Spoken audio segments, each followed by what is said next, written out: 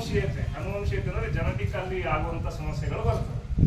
ಆಯ್ತಲ್ಲ. ಈಗ ಈ ವ್ಯಕ್ತಿಗಳಲ್ಲಿ ಏನೇನು ಸಮಸ್ಯೆಗಳು ಕಂಡು ಬರ್ತಾವ ಅಂತಂದ್ರೆ ಅತಿಯಾದಂತಹ ಮೂತ್ರ ಹೋಗುವಂಥದ್ದು, ಅತಿಯಾಗಿ ಹಸಿವಾಗುವಂಥದ್ದು, ತೂಕ ಇಳಿಯುವಿಕೆ ಅಂತದ್ದು, ಆಮೇಲೆ ಕಣ್ಣು ಮಂಜಾಗುವಿಕೆ ಅಂತದ್ದು, ಕಾಲು ಚುಚ್ಚೋದು, ಕೈ ಚುಚ್ಚುವುದು, ಈ ತರ ಸಮಸ್ಯೆಗಳು ಕಂಡು ಬರ್ತವೆ. ಅತಿಯಾದಂತಹ ಒಂದು ಹಸಿವಾದಂಥದ್ದು, ಇವುಗಳೆಲ್ಲವೂ ಈ ಲಕ್ಷಣಗಳನ್ನ ಗುರುತುಪಡಿಸ್ತವೆ, ತೂಕ ಇಳಿಯುವಂಥದ್ದು.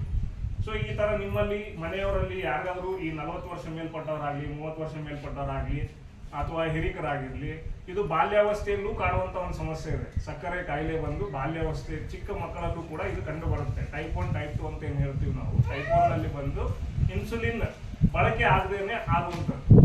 ಟೈಪ್ 2 ಅನ್ನೋದೇನಿದೆಲ್ಲ ಇನ್ಸುಲಿನ್ ಉತ್ಪತ್ತಿನೇ ಆಗ್ತಾ ಇರೋದಿಲ್ಲ. ಸೊ ಈ ಒಂದು ಸಮಸ್ಯೆ ಆಗ್ತಿರ್ತದೆ ಟೈಪ್ 2 ಅಲ್ಲಿ.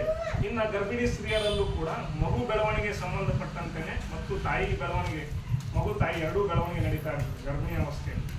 ಆಗಲೂ ಈ ಒಂದು ಸಕ್ಕರೆ ಕಾಯಿಲೆ ಕಂಡು ಬರ್ತದೆ. 45 ವರ್ಷ ಮೇಲ್ಪಟ್ಟಂಥವ್ರಿಗೆ, 30 ವರ್ಷ ಮೇಲ್ಪಟ್ಟಂಥವ್ರಿಗೆ, ಹಿರಿಕರಿಗೆ, 60 ವರ್ಷ ಮೇಲ್ಪಟ್ಟವ್ರಿಗೆ, ಅವುಗಳಲ್ಲೂ ಈ ಸಮಸ್ಯೆ ಕಂಡು ಬರ್ತದೆ. ಇನ್ನು ಕೆಲವರಲ್ಲಿ ಅನುವಂಶೀಯತೆ ಜೆನೆಟಿಕ್ಸ್ ಅಲ್ಲಿ ಕಂಡು ಬರ್ತದೆ. ಇದಕ್ಕೆ ಚಿಕಿತ್ಸೆ ಇದೆ. ಇದು ತಡೆಗಟ್ಟುವಂಥದ್ದು.